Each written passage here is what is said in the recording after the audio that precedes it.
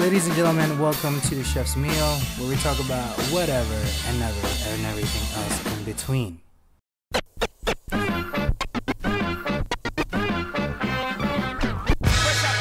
Now, ladies and gentlemen, welcome to another Chef's Meal. My name is Casey. My name is Sean, and we're two chefs talking about our lives, one finished plate at a time. Now we talk about whatever and ever. And everything in between. Sean, Halloween is upon us. Is it this week? It's this week, right? Yeah, it is. This weekend. It is this weekend. And you know what else is this weekend, Sean? What else is this weekend? My last day is Friday, Sean. That's what's happening. Oh, no. Wait. Did they hand you a check yet? They handed me a couple of checks. But okay, all right. I need to know that. I know I'm jeering about it and I'm kind of making fun of it. But Sean, there is hopefully whoever is our listeners, if you're trying to be a chef, if you're trying to do the whole thing, it is cool and it is worth it to do the grind. However, the 80-hour work week is only fun if you're enjoying it. If you actually feel that you're giving something and you're getting something back. For sure. When it's not fun is when you feel like they're taking advantage of you. One, two, they just don't treat staff right. That just to me is like iffy. And three, it's like it's like today, for example, right? I worked almost a 12-hour shift. No, thank you, nothing. Just kind of, oh, okay, cool. You can go. What? Like, are we in the same planet? Like, what? So I just feel that it's just not worth my time. And so it's a big step. It's a big kind of a leap. But this should be a red flag in any restaurant that you're working for, whoever it is, or whatever. These flags should be really, like, I think, spoken about with your spouse or just in thought to yourself. Is this really what you want to do? And is this the way that you want to progress your career? Sean, how do you feel about especially if you're in a position to, I don't say a financial position, but yeah, like a position to make those hard decisions. I mean, obviously, yeah, and in an ideal situation, you would always be able to work and support yourself and be doing it in a way that is fulfilling and rewarding and appreciated. I mean, I think that's what most people working want.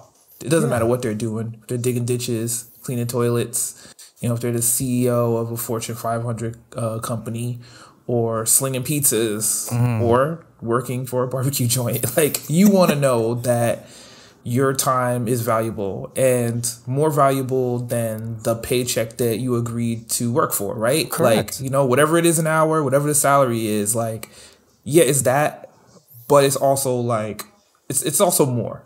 And I think that, like, when that is a mutually understood, agreement between employer and employee, things generally work better. Yeah. So I'll let you get back to no, you. but it's just like, but yeah, like Sean, like we bled the last year at our other restaurant, right? But yeah, man, our company was awesome. The company of others, our employees were awesome. So for us, for sure, even though we were working 70 fucking hours a week, it was worth it. They appreciated it. I mean, people ask me all the time.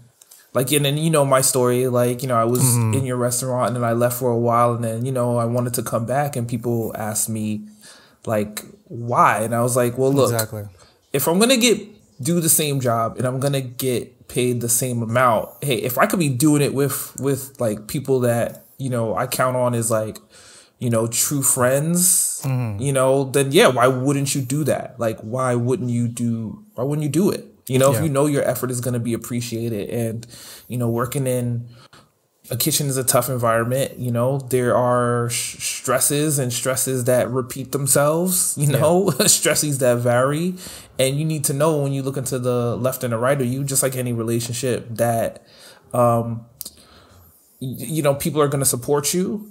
And they're going to understand, you know, they're really going to understand, you know, what you're going through moment to moment. And, you know, again, in any company, people are going to be coming in and going to get paid different amounts, you know, but I still feel like the key to retaining people, the key to growing a business, provided everyone is doing what they have to do, right? Yeah. Because that is the baseline. Like, you got to do what you got to do. If the people truly care about their work, you know, and they know that it's appreciated by the people that they're working alongside, under, or above, things work. They work better. A lot better. Like I mentioned before, and I said this to Sean, kind of, you know, off camera, but when the head tells you, not particularly to me, but I was kind of playing devil's advocate. I was like, hey, you know, why doesn't he get another day off? He clearly said, end quote, you don't deserve another day off until I see improvement in the kitchen. Excuse me, come say that again to my face. Like, it shouldn't be like that. I mean, that's a big ass red flag, bro. Just labor laws. There's got to be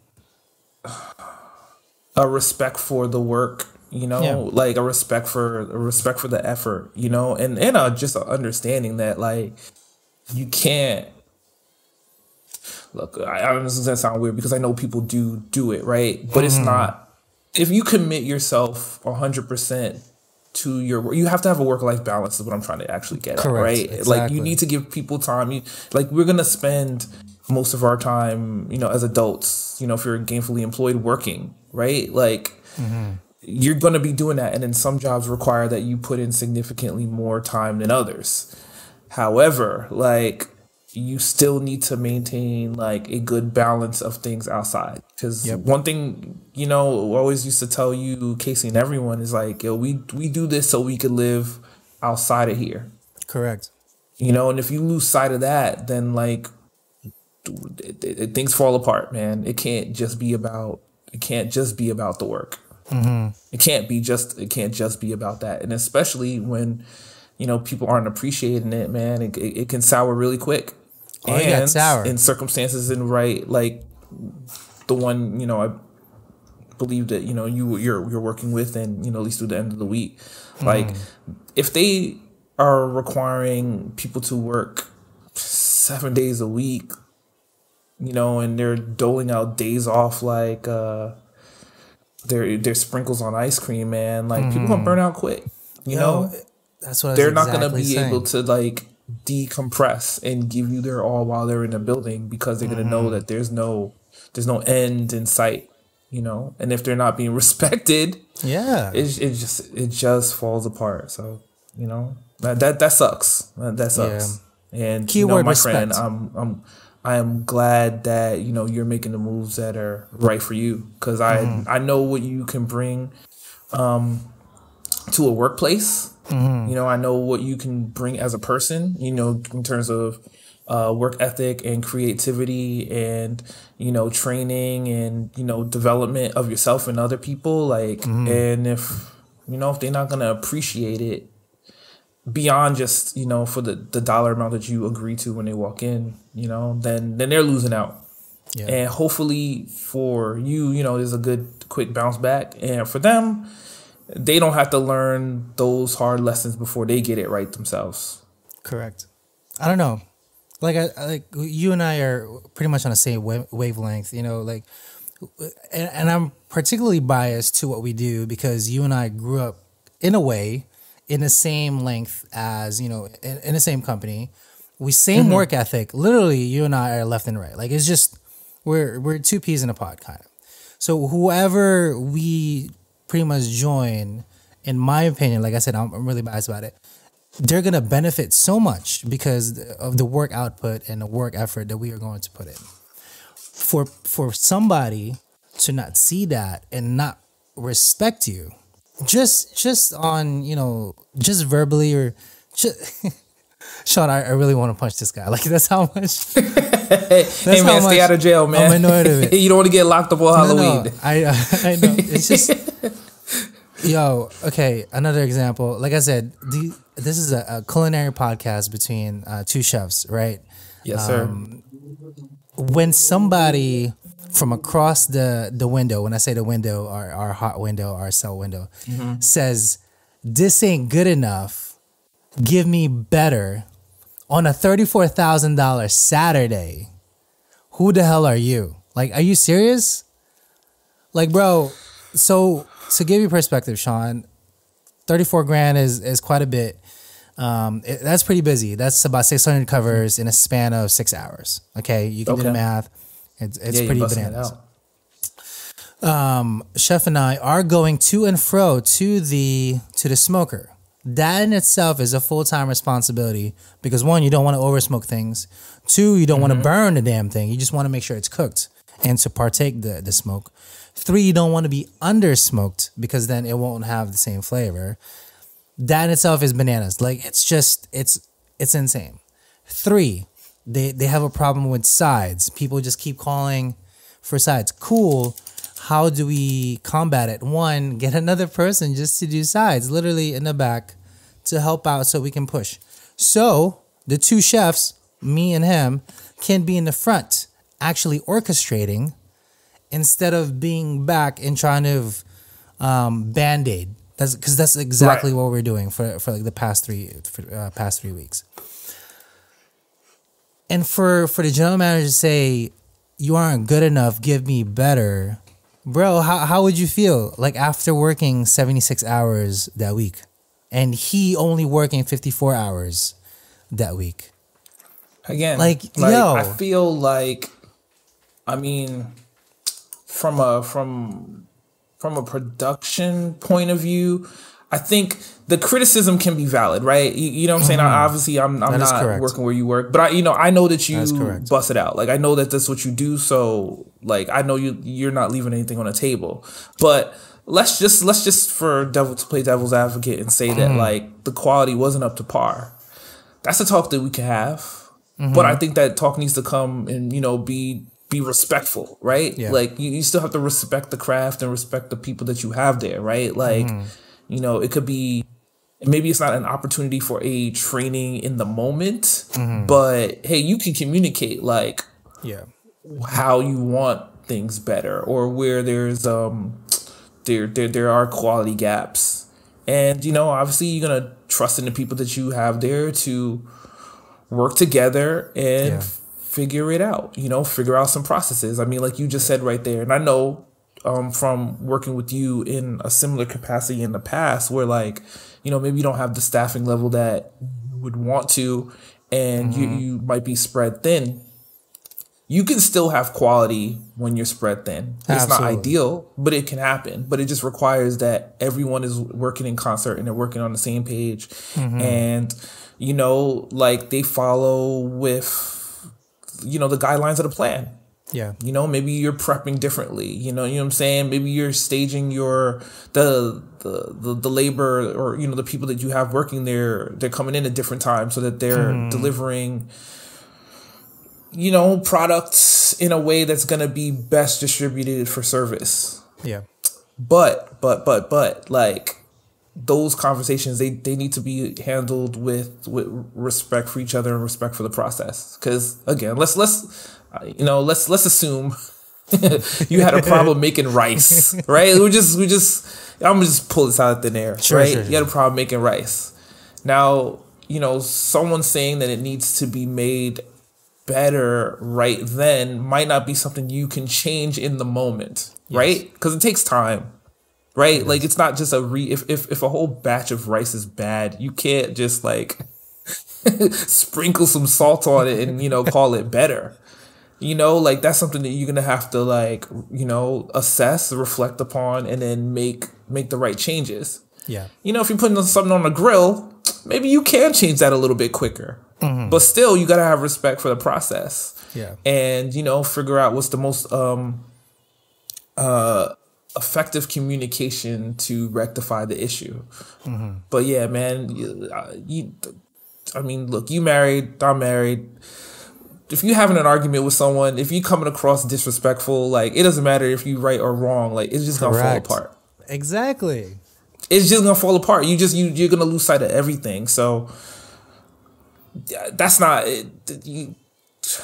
That's one thing I'll say, like, I miss about the company that we worked for is, they did preach ethics. Yeah. And, and try to maintain and uphold those principles. And again, it's not to say that people didn't step out of line, but it was called out. And generally there's a meeting of the minds and you figure it out, you figure it out. So the keyword is respect. That's they're not respecting my man over there. I mean, again, get your checks. Don't swing on no one, because I say, man, you don't want to get locked up for Halloween, man. It's gonna be weird in the holding cell. I know. Very weird. You don't want those. You don't want that smoke. So I'm working with. Get your check. You know what I'm saying? I don't know. Get some barbecue to go. Get some barbecue to go. It was so funny because, like, dude, I was in Jersey over the weekend, and we were thinking about, like, all week, my wife was like, man, I want some barbecue. Oh, I should have stopped by, bro. My mom had made some ribs, but she didn't make us any ribs. I was like, all right, we're going to get some barbecue.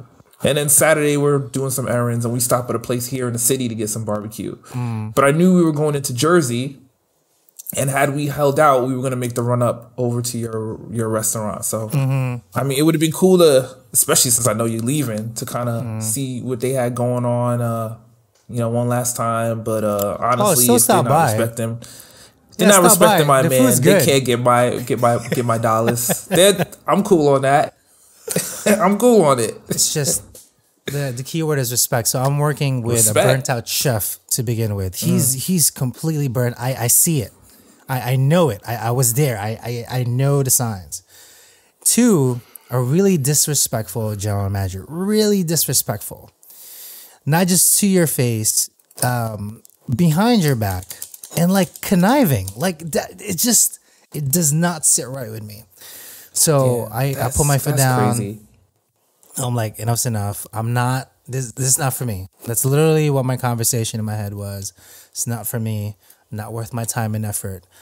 I can do better somewhere else that will pay me even less, that will appreciate what I do, than to put up with this kind of bullshit, in my opinion. And to what? To get more gray hairs in my head? Like, yo, it's not worth it. It really isn't worth it. So that's what I wanted to share. That's like the biggest news I have going, besides, Halloween coming up and Thanksgiving coming up. And here's what I'm gonna say the kicker is for me. We have to get 50 kind of orders before Thanksgiving, like turkeys, right? Okay. Only the managers are going to work. They're gonna have one less dude there. So somebody's going to work. I don't know. And I know for a fact he is so burnt out. He might just lose it too. He might just like, you know what? Screw it. Like, just screw it. So happy days to that company. I don't think it's a bad company. I really don't think so. Okay. It's just managed incorrectly. That's all it is. Hey, man. Look, hopefully they, like I said before, hopefully they take this time to kind of reconsider how things were going, reprioritize, and start with respect for the people that work there. Just respect. Yeah. Like I said, a company is a company is a product, but it's also a bunch of people working together. And people first, man. Respect to make it work. People first. All right, Sean, I'm playing the Tech Tuesday. Let's get into it. Right meow. Oh man, I was off. Sean's Tech Tuesday.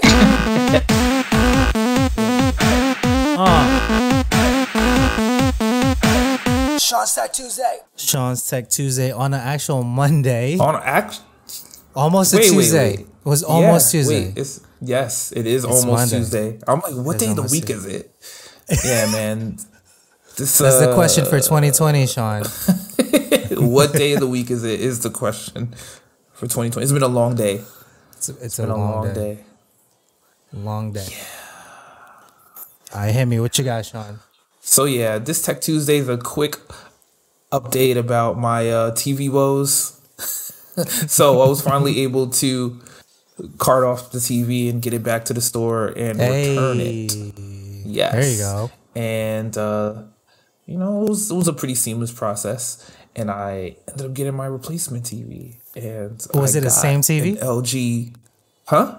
Was it the same TV? No, you said LG, so it's different already. Nah. Your face. Your face is ridiculous right now. It's an LG what? CX OLED. LG CX?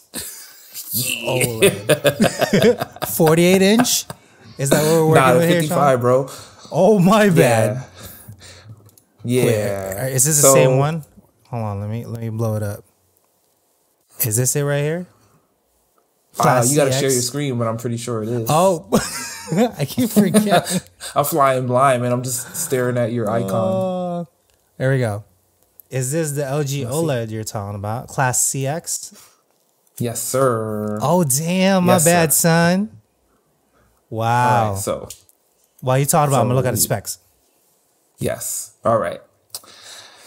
Yeah. So He's a like, few months ago, yes. I did like a TV buyer's guide. And at the time, I'm like, all right, so, I want to be ready for the next gen of consoles. And at this point, I'm like, look, like, I'm not going to be in the habit of, buying and replacing the TV every couple of years. I just wanted something that was going to be like of quality and was going to last, and it was going to be relatively future proof. And by future proofing, what I was talking about is support for HDMI 2.1. Now, if you go to most stores, you're going to see a bunch of new 4K TVs, some of which are going to say HDR and support for that. I've talked about that in the past, but pretty much what HDR is support for a whole bunch more colors and brightness levels. So when you're watching like a movie or playing a game and the content is coded for HDR, what you're going to see is like when you're looking at the sun, it's going to look like the sun outside. Like when you're looking at like a forest, you're going to be able to, beyond just like the higher resolution, you're going to be able to see more of the natural color range. You're not going to see what they call like banding, where like there's the noticeable gradients as you're moving through the color spectrum. The TV that I had before it broke was pretty good with some of those things, but this TV is definitely one of the better ones on the market. And blew it out the water. That's what the hell it is. Yeah. He's like, yeah. Yeah, like dude, it's pretty spectacular. And yeah, shout out to LG. It has this thing called a magic remote, and pretty much what that is your standard remote control, but it also kind of functions like, I don't know if you guys remember, like the Nintendo Wii, where you can kind of wave the remote around and it moves a mouse-like cursor on the screen for navigating through menus and the like. It's kind of annoying. I'm not gonna. Me and V are just like, it's a little too much, but I kind of appreciate what they were trying to do, to kind of navigate moving through smart TV menus. I don't know if you're looking at the specs, but yeah, like supports 120 hertz, variable refresh, Dolby Vision, HDR, HLG, all of that shit. Literally like, everything. The TV is right. It's fire, and it's gonna be the centerpiece of our entertainment lives for some time. So, in the past, I said like maybe you. When you're shopping for electronics and especially stuff like that, like obviously get like the best in your budget. But if you can, like, try to think of not how you use your tech now, but how you might be using it in the future. Correct. And if there are features to be had in your budget. It might be better to, pay for those now rather than either find yourself behind the curve or be in a position again like I was, where like a thing just broke and now you sit at the table trying to figure out where you gonna go. So shout out to LG. Wow. Shout out to LG, bro. That is Does it really look like that? That's great, dude. Damn. Yeah, it's pretty smooth. I mean, like in terms of sound, it has like an integrated it has Dolby subwoofer. On it. Yeah, like, and it's He's like yes, still everything. Supports G-Sync if you've got and FreeSync if you're gonna hook it up with your computer and all that stuff. Like it's pretty dope. And for anyone who's out there looking to get a TV, I would strongly, if it's in your budget, I would strongly recommend the LG OLEDs right now. There you go. We are looking on Best Buy right now, so you can do a monthly payment or just shell out the $1,500 plus tax. What Sean is talking about, though, like shop around, like I didn't pay anything near to that because me, like I know. However, what I will say is like, look, if you know where to look, you can certainly find significant deals. And again, I had the benefit of returning a TV that I just bought for for full price. So like the difference between the sticker and was offset significantly by that. But yeah, man. Like I said, be an educated consumer. And yeah, man, let that guide your purchasing decisions. Yeah. I mean, this has a lot more ports than mine, and it has USB 2.0 ports, which is insane. I don't have that. Mine is an old TV, but at the time it was, it's future-proofed. This is, 6 years now, or 7 years, actually. Still kicking, still amazing. But, eventually, maybe in 10 years, or not in 10 years, at the 10th year, maybe. Maybe not. We'll see.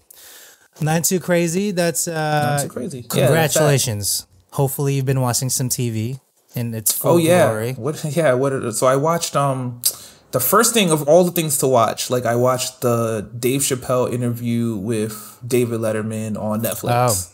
And illuminating, man. I would definitely say to anyone who is interested, like the David Letterman talks on Netflix are really, really, really interesting. And the Dave Chappelle one is significantly so. That's definitely my recommendation for a watch. And then after that, I watched Coco on Disney Plus because that, of course, that Coco, movie bro. is a perfect representation of a lot of the features that the TV supports: Dolby Vision and Atmos and HDR and all the like. Wow, I'm happy for you. I'm glad now you can finally get some value finally out of your TV. Just besides, we be in the house, man. Fortunately or unfortunately. All right, not too crazy on time. Are we good for tech? Can we move on? That's our Tech Tuesday for this week. Yeah, I mean, again, the other big story is NASA this day, found significant evidence of water on the moon. Hey, that's cool. That is cool. But yeah, that's all I got this week. All right, let's hit y'all with some food news, nice and quick. As I mentioned, we are nearing Halloween, or I should say it should just be fall, etc. X Thanksgiving, because Thanksgiving is the main holiday that we are looking for. After it's all about food, so we want to be able to consume some turkeys or some ham, or in my case, some duck. However, the full orange spur is now in session with more of the spooky variants because Halloween is this weekend. So all the scary good Halloween food deals you can score this year. Now, granted, we are in COVID season. Cheesecake Factory will be able to give you some stuff. Blaze Pizza, Steak and Shake, Chuck E. Cheese. Is there Chuck E. Cheese still? I thought they went out of business. I thought they were gone. What is going on? I think they're lying. I think this website's lying. Dairy Queen, Tim Hortons, Red Lobster, Burger King, Jimmy John's, Denny's, Applebee's. They're all giving you some brand package deals for this weekend, so make sure you go check them out. Burger King showed off new restaurant designs coming in 2021, and they include food pickup lockers. This is going to be a thing, Sean. Not just Burger King, McDonald's, Wendy's. They're all in talks right now, like the big major brands, because they, I mean, if you think about it, we just don't know when this is going to end. They need to increase revenue. The surefire way is to still output the same amount, but to have a destined location for you to just pick it up. So I think taking the Chick-fil-A approach, because this is straight up Chick-fil-A, bro. Like they think they've managed to somehow thought of how to better the line per se, and just for fast pickup. So from them learning at Chick-fil-A, they're gonna drop location to make it faster for you to pick up your food. So I think it's all good. This will be like, I think this is the future, man. This is literally, yeah. I think so. Nobody's gonna touch shit. It's just you're on Windows 6. I mean, it's gonna be I guess similar to like Amazon Locker or UPS lockers, right? Like that's where correct. You can, instead of having shipped to your home, you get it shipped to a convenient place in your neighborhood. With your order, they send you like a 4-digit code. You roll up when your package is there. That's it. Pop that code in the thing, and there you go. Yeah, they're gonna do QR code. So on your phone, you just scan it. Boom, unlocks. Boom, nice and quick. Universal Studios shared their vegan mac and cheese recipe. I just wanted to share this, Sean. I hate vegan. But maybe it's not the vegan term. It's the really pissed off person because they consider themselves vegan, and they kind of like outputting themselves into you when you just want to be left alone. Sean, what is the definition of vegan? Do you know? Yeah, I mean, pretty much you're not eating anything that have feelings.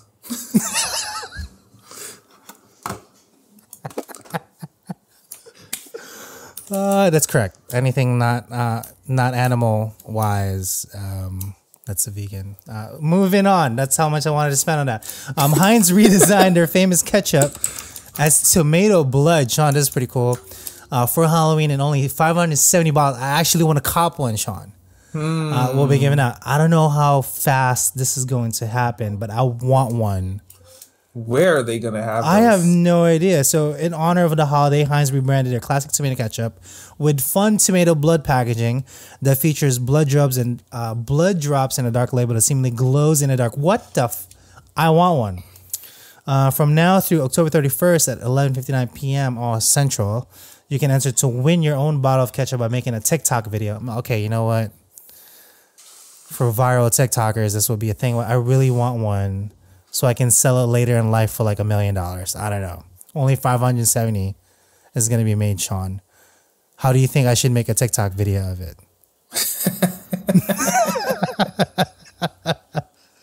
You can use the hashtags Heinz Halloween and hashtag sweepstakes in a caption. You should stage a crime scene, and then your wife can come in there, realize you're dead, resuscitate you with some French fries, and then dip the fries in your stage crime scene blood. Got it. I was just thinking I should overcook like a prime rib steak and just douse ketchup on top of it. Add some rice and call it a good day. You know, that might do it. That also could work.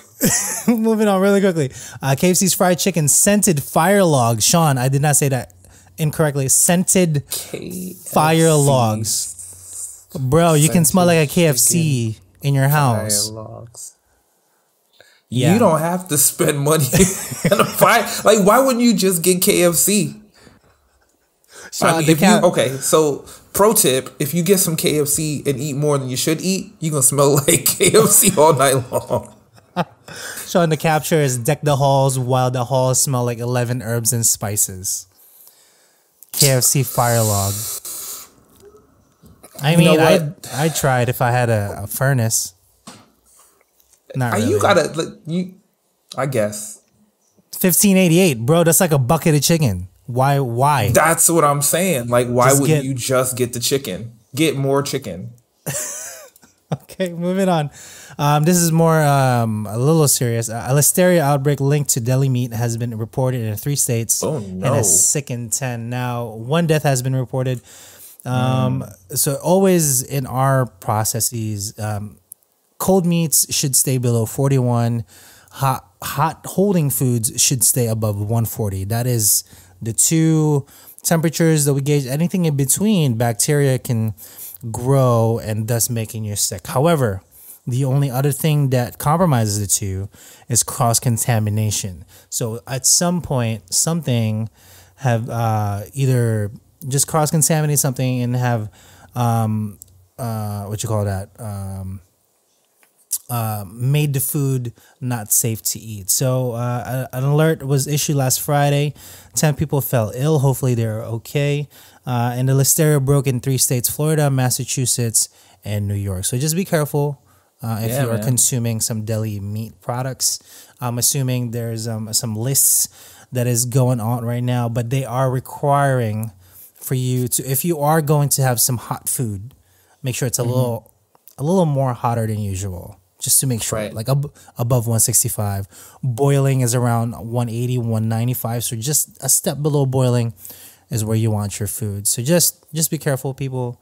Please, you don't want to get sick, especially COVID season. No, not right. Yeah, nah.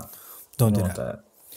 Just a few more. 7-Eleven is offering BOGO pizzas for Halloween in cheese, pepperoni, or extreme meat. Why would you go to a 7-Eleven for a pizza? I do not know. You are in New Jersey, New York. Shame on you, because we have the best pizzas in the world. Like, fact. Dunkin' is in talks to sell to the company that owns Buffalo Wild Wings and Sonic. Sean, as you know, Dunkin' Donuts has closed like 33% of their stores, man. They're just... That's crazy, man. There's a lot of this, okay? Yeah. But, it might be an opportunity for a collab. So maybe for Buffalo Wild Wings and Sonic, maybe they can all make donut babies together. So it might be like a donut wing / drink. Like Sonic does like the fast food stuff, right? Texas toast, grilled cheese, donut sandwich with a green apple soda slushy. Moving on. Milano has a new amaretto hot cocoa flavor. That will be your cookie of choice this season. Pepperidge Farm is amazing. They shell out a ton of these things, but the Milano cookies are the ones that are most famous of. They're having an amaretto hot cocoa. Amaretto is just like a fancier version of their flavored cocoa. I'm not mad about it. I'm allergic, so no thanks. Moving on. I'm thinking like the next great American story would be taking like a bus trip, across the states and subsiding only on Pepperidge Farm amaretto cookies. Oh, that would be bad, actually. You just blog the whole trip, like everything that you did and couldn't do because you were eating amaretto cookies. Only amaretto cookies, and only traveling by Greyhound bus from New York to San Francisco. When I was a person that ate a lot more candy, Twizzlers was my go-to. Twizzlers and Snickers. Especially when I came over to the States. I've never had Twizzlers till I came over here. Twizzlers was like I was like, oh wow, what is this? This is amazing. It's in noodle format, so I was already in love. But Twizzlers has new gummies, tongue twisters. My goodness. That's so combine true. 2 flavors in every piece. Sean, it's noodles, pretty much. It's a noodle candy. Am I wrong? See, and it's funny that you all right, so you came to the East Coast, but had you been on the West Coast, you would be having the same story about red vines. That is true. Exactly. So it's just wherever you grew up with. I obviously, came here in Queens first. Twizzlers was like a thing. I was like, what the fuck are these? I've never seen them.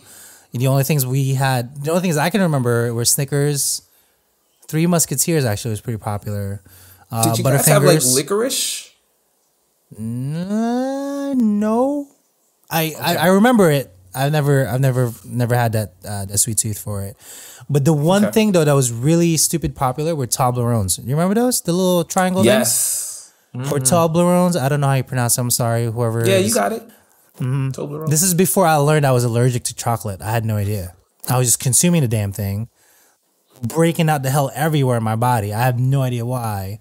And then we went to not a dietitian, but somebody that told me I was allergic to chocolate. I was like, oh, well, that's great.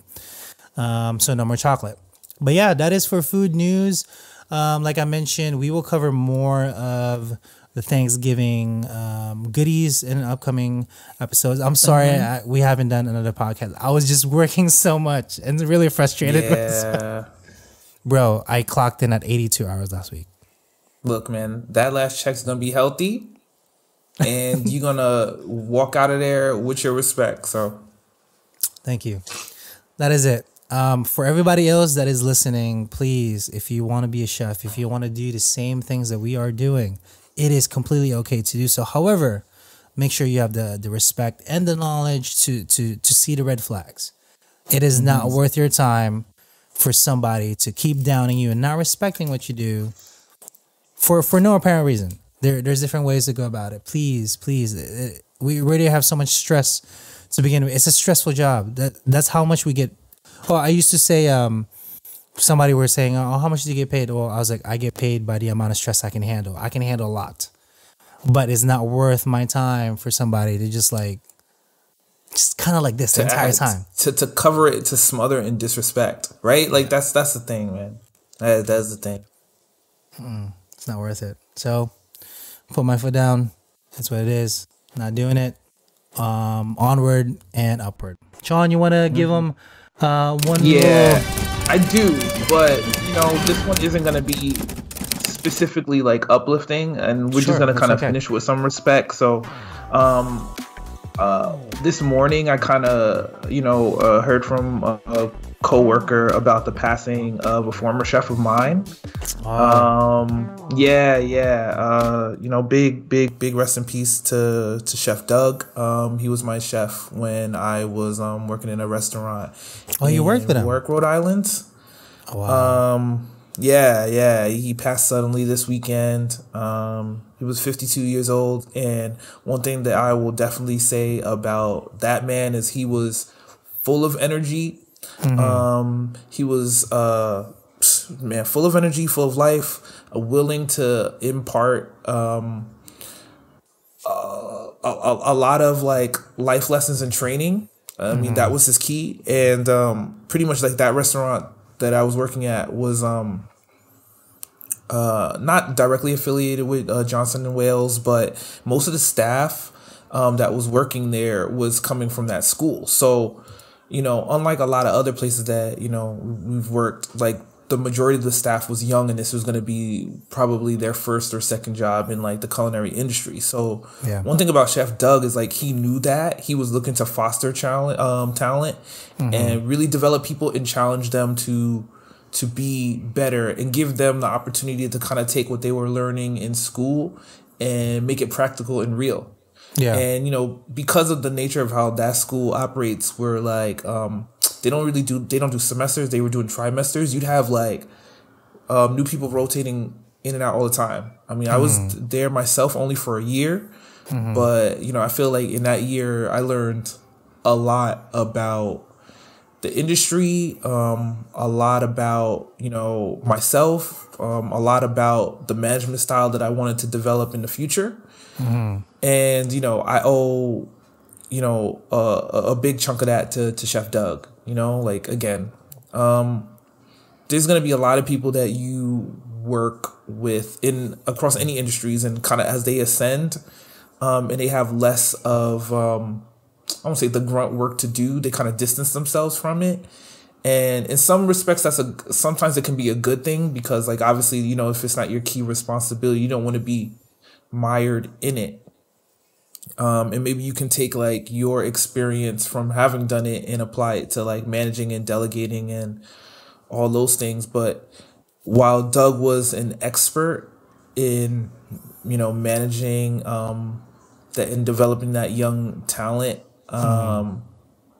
and maintaining a successful restaurant, he, man, I'm getting choked up. That's okay. Hey, man, go for it. he always was willing, you know, to remind you that he didn't get there without, you know, getting in there and doing the grunt work.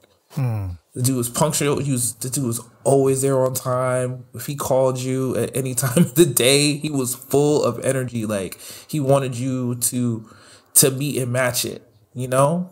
Yeah. You know what I'm saying? If you came in, if you were having a bad day, you weren't gonna have a bad day for long. And like I was saying to you before about, you know, you describing how it is to work at the place that you're working, like, the stress is gonna be the stress. But that dude, you know, fostered an energy where, like, everyone understood it, but we was gonna get through it. Yeah. And I think that's something that, like, you know, I'm gonna take forward with me. You know, big condolences to his family. You know, big shout out to all the folks that I work with in that particular restaurant at that particular time. Big shout out to anyone who came through there before me and anyone who's gonna come there after, because I know that you know, Doug's energy probably seeded the careers of thousands of young people. Yeah. You know? So, hey, man, you know, big shout out to Chef Doug. Hey, let's take a moment. I've always wanted to say it. This is like the second time I will be saying it. Chef Doug, 86. Have a good day. We'll see you later, Chef. So, shout out. Like I said, mentioned. Thanks for the chicken sandwiches, Chef Doug. Yeah, man. It's a tough job, bro. It really is. It takes a lot it is, out man. of you. It is, man. It is. So, and hopefully we are the same as he portrayed himself. So that's the only thing that we can look forward to. Hopefully we can foster the same energy and give somebody the time of day. Yeah. All right, y'all. Again, you can catch all the goodness of Chef Salty Pork Podcast on YouTube. It is streaming everywhere, wherever you hear your podcast. You can catch Sean at MetroCard X on Twitter. And any questions, please send us some emails. Anything that you want us to cover, any kind of meals, or whatever recipes you are having trouble got my to. candied yam recipe for y'all next for next week. There we go. I do have one more side for next week too, but I won't tell you that till. But other than that, ladies and gentlemen, from us, South Internet, rest in peace, Doug.